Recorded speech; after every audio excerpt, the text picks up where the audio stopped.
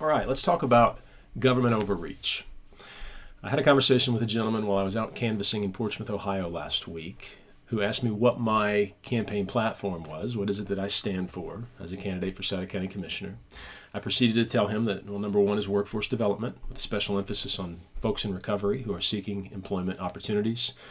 And number two, the focus here is on the creation of a digital economy ecosystem, so that more of our residents in Sauter County can access the tools and opportunities that are available to them now through the digital economy, which is any kind of commerce or business conducted online via the internet. Really quickly, we got into the conversation, and he said, well, that sounds like government overreach to me. He said, what is it that you think a commissioner can or even should do when it comes to creating a digital economy? And after the fact, it occurred to me that I think there was a disconnect in what I was trying to say and what he was hearing from me.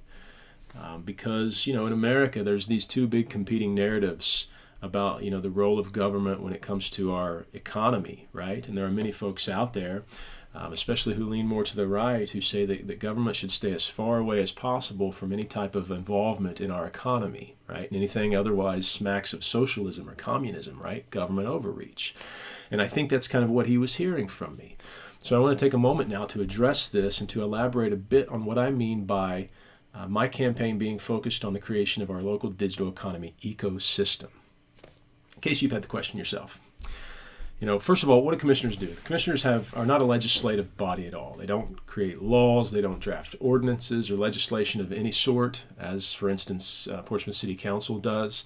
Closest thing that the commissioners will do to any of that is to draft resolutions, right, which are largely symbolic, that just sow support for whoever or whatever it might be. Commissioners don't have any role in creating laws.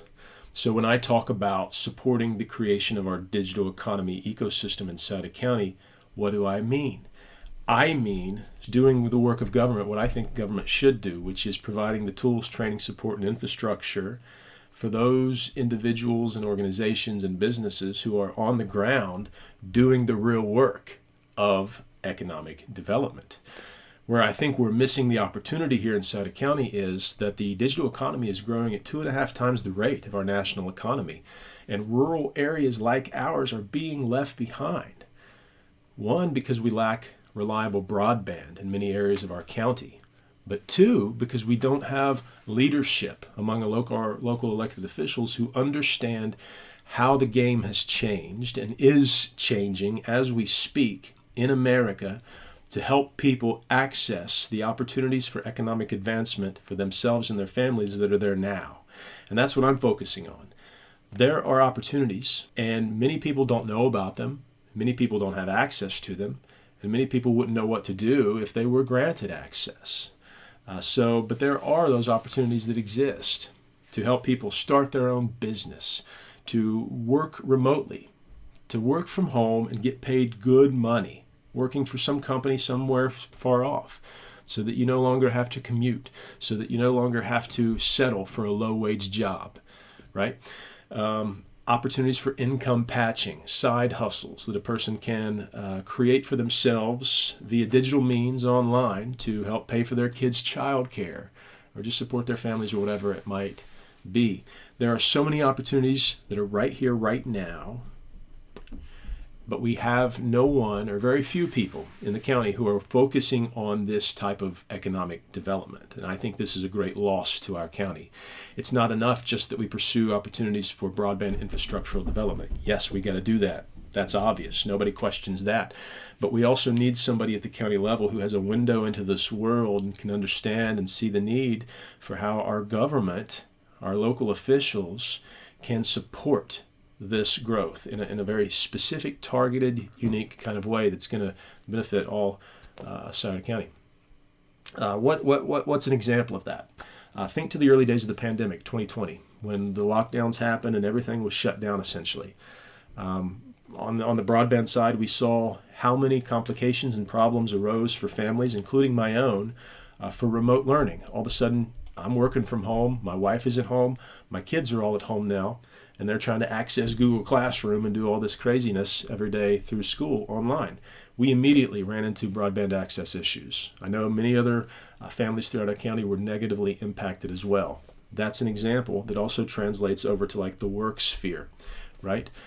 Our local community action organization started an initiative in the early days of the pandemic to create a remote workstation, right? So people who did not have reliable internet access at home could come to the workstation and work remotely. It failed largely, from what I'm told, due to a combination of factors: lack of on-site supervision, transportation issues, barriers that many of our Appalachian neighbors often face.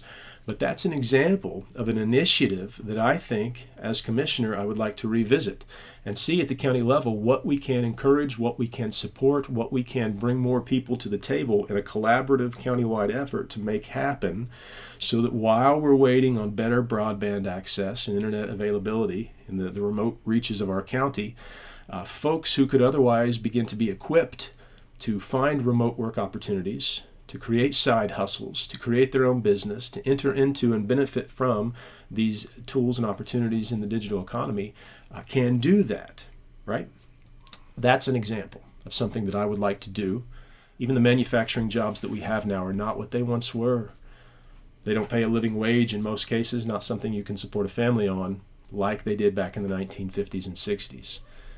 But as I said, and as I've said in other places, the digital economy is growing at 2.5 times the rate of the rest of our national economy, and rural counties like ours are being left behind. So we have to advocate for broadband investment. We have to prioritize that. When this $500 million for Appalachian counties comes down the turnpike from the governor soon, we need to have folks at the table who understand that this should be way up on our priority list of investment, and not just laying the infrastructure, but also creating these initiatives, creating these collaborative efforts between stakeholders in our county and community to equip and enable and educate and train our residents on how they can access these opportunities that do not wait upon nor depend upon the hope of outside investment that may come 5, 10, 15, 20 years down the road.